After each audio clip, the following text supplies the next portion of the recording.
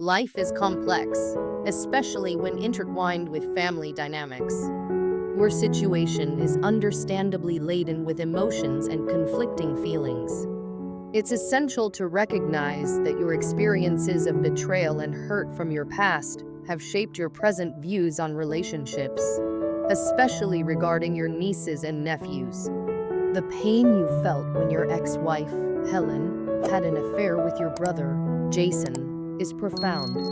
Betrayal by those closest to you is a deep wound, and it's only natural for your feelings to influence your interactions with Jason's children. Your relationship with your ex-wife and brother ended in heartbreak and resentment, and those feelings can extend to their children, who, while innocent, are a reminder of that betrayal. You've chosen to favor your other nieces and nephews over Jason's children, which has created tension within your family, particularly with your sister, who sees the emotional impact on Jason's kids. The complexity of family dynamics, families can be incredibly complicated, especially when they involve past hurts and betrayals. It's commendable that you're still managing to maintain a civil relationship with Jason's kids, despite your feelings toward their parents. Ignoring them completely might have been easier, but you've chosen to engage with a level of decency.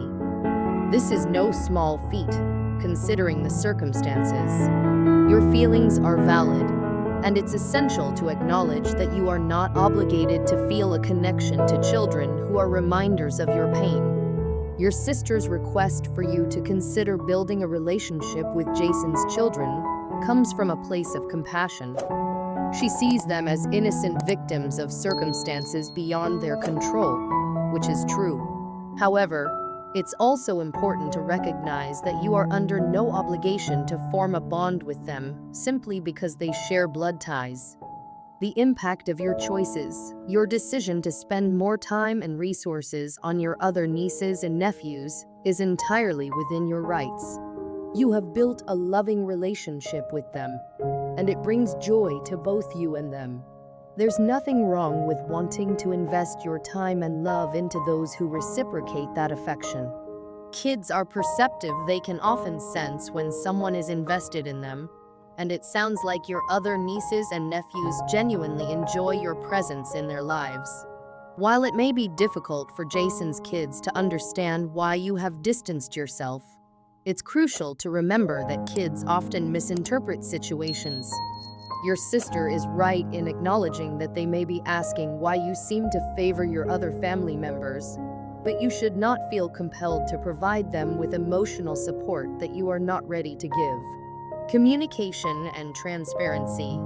One possible solution could involve open communication about the situation, as uncomfortable as it may be. It might be beneficial to have a candid discussion with your sister about your feelings toward Jason's children. While you don't owe them a relationship, explaining your stance could help her understand where you are coming from. Your sister seems to care deeply about the well-being of all the children involved, and she may appreciate your honesty.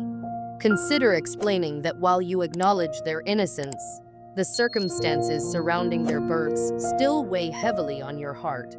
You are not punishing them. You are simply processing your feelings in a way that allows you to be comfortable in your relationships. It's important to clarify that you don't harbor any hatred towards them personally. It's more about the connections and memories tied to their parents. Navigating jealousy and fairness. Your sister's concern about the jealousy that Jason's children might feel is valid.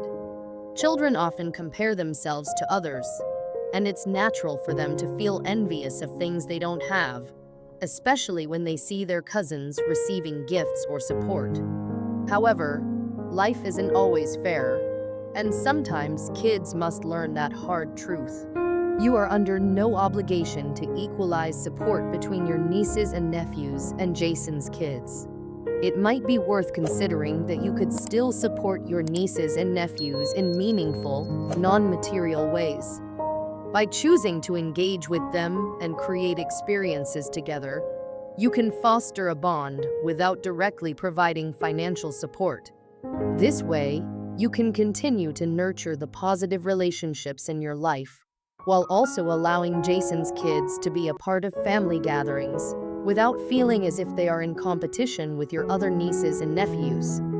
Building boundaries, establishing boundaries is essential for maintaining your emotional health. You've been through a significant amount of trauma, and it's understandable to want to protect yourself from further hurt. Your boundaries regarding Jason's children are a form of self-preservation. You have every right to maintain a distance that feels comfortable for you. Your sister might not fully understand the extent of your emotional struggle with this situation, which is why open communication can be helpful. Explaining your feelings might help her see that it's not about punishing innocent children, but about protecting your own mental and emotional well-being. Considering future relationships looking ahead, it's essential to consider what kind of relationships you want to have in your family.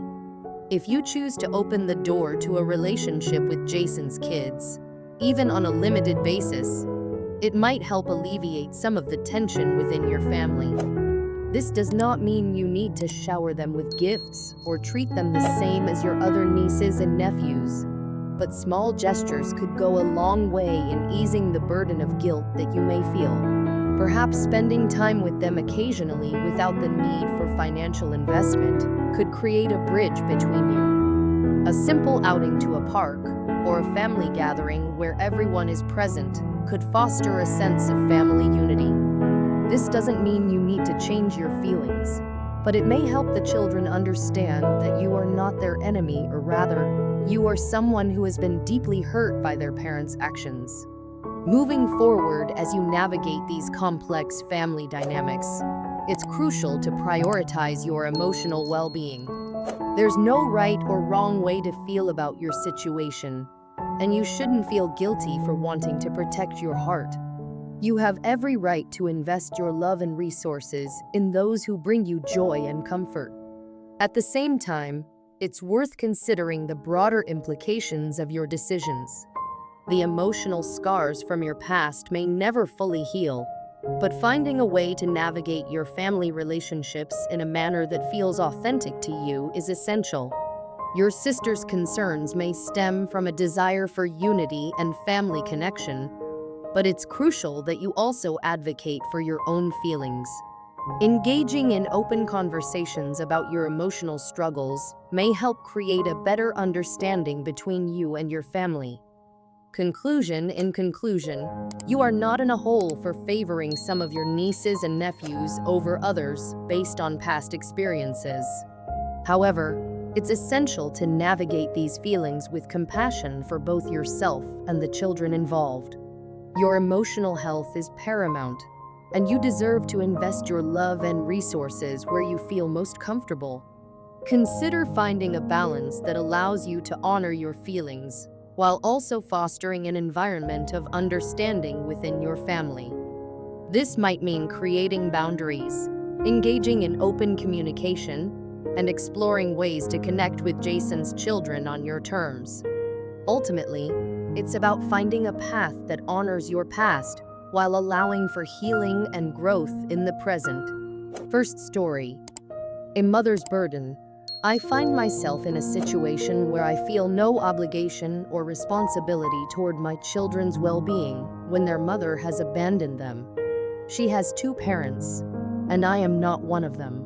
It raises the question, did she have any second thoughts before leaving her own kids for another man?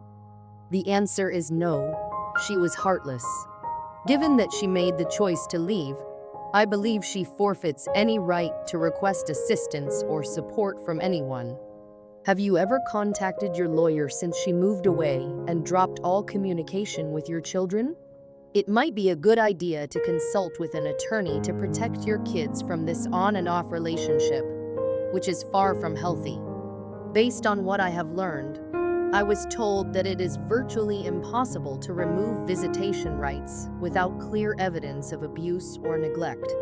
This might have been sound advice at some point, but considering her history of abandoning the children for 2 to 3 years and moving away without actively pursuing visitation, I disagree with the assertion that visitation cannot be dropped. If your children are not interested in seeing her, as you have indicated, then there might be grounds to limit or eliminate her visitation rights altogether. Given that you are financially stable, it would be wise to consult with a lawyer who can provide guidance on how to proceed. The priority must be to protect your biological children, as their well-being should come first in any situation. Just my thoughts. The people who told me that it was nearly impossible to terminate visitation rights are my attorneys. Their advice may have been well-intentioned, but circumstances can change, and the history of abandonment should weigh heavily in your favor. Next story. Family expectations now. Let me share another story about family expectations that have put me in a difficult position. Am I wrong for refusing to cancel my vacation after my brother demanded that I pay for his emergency surgery instead? Here's the background. I'm a 30-year-old woman who has been planning a trip through Europe with my partner for over a year. We have both saved a significant amount of money for this trip, making it a big deal for us since it's our first major vacation together. We are excited, and everything flights, hotels, and activities has already been paid for in advance. Last week, my brother, who is 35, called me in a panic. He explained that he needs emergency surgery for a dental issue. While it's not life-threatening, he has a severe tooth infection that must be treated soon. Unfortunately, he doesn't have insurance due to a lifetime of poor financial decisions, and the procedure will cost around $10,000. He asked me to loan him the money. However, after spending a considerable amount on my vacation, I simply don't have an extra $10,000 lying around. When I told him this, he became furious. He said I should cancel my trip to help him because family comes first. He even suggested that I ask for refunds on the flights and hotels, as if that would magically solve his problem. I felt bad for him, but I refused to cancel a trip I had been planning for a year just because of his financial difficulties, especially when it's not a life or death situation. His reaction was explosive. He called me selfish and accused me of abandoning him during his time of need. This led to him involving our mother, who has now begun pressuring me to cancel my trip and help him. She insists that it's just a vacation and that I can always reschedule it later. However, I don't believe it's fair for me to sacrifice something I have worked so hard for because my brother failed to manage his own responsibilities. Now, I can't help but wonder if he is lying about the surgery costs to drain me of money. I have questions about how much my mom is contributing, especially since she is butting in. I also want to know what kind of dental procedure could possibly cost $10,000 for an infection. I used to be a dental assistant, and I know that no emergency dental procedure should be that expensive. A tooth extraction, even with an implant, doesn't usually cost that much. My first instinct was to think that this procedure is being overhyped in terms of its cost. My second thought was that bills from urgent dental procedures are typically sent to the patient's home after the procedure is finished.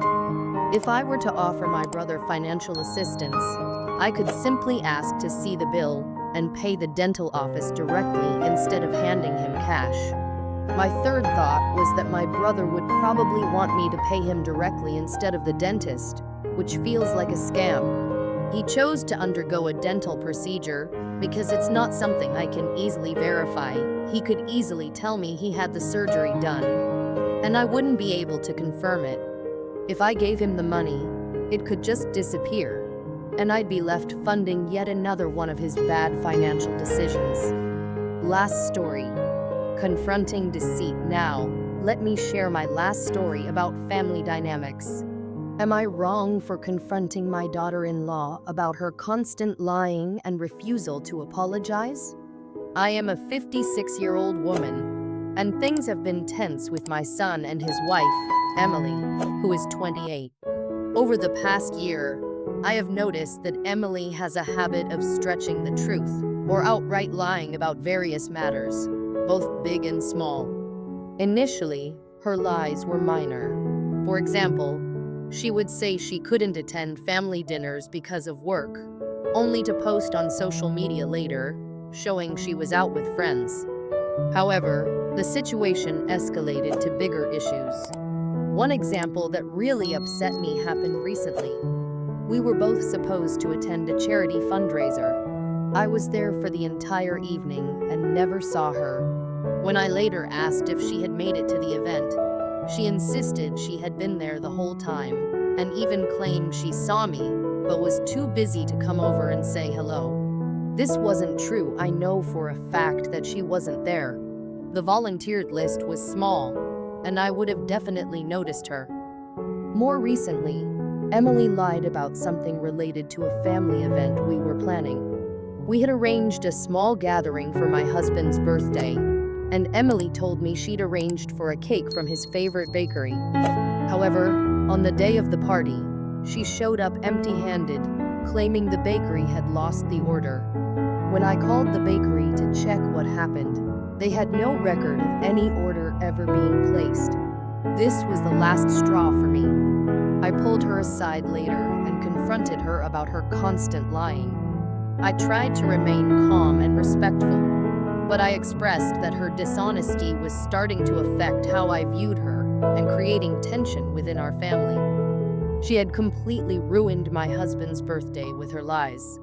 In response, she denied everything and became very upset, claiming that I was painting her as a bad person and that I was overreacting. Now, my son has gotten involved and is angry with me, which has caused a rift in our family. Emily has refused to attend any family gatherings unless I apologize. I genuinely feel that I had every right to call her out, and I don't believe I owe her an apology. Responses: you're not wrong for wanting to stand up for yourself.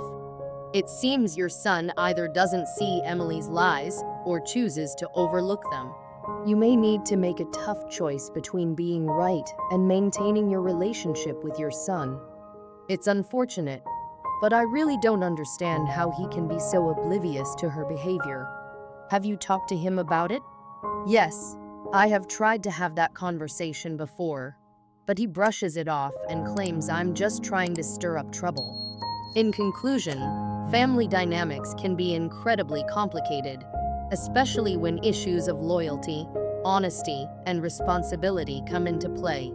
In all three stories, the central theme revolves around personal boundaries and the expectation of support among family members.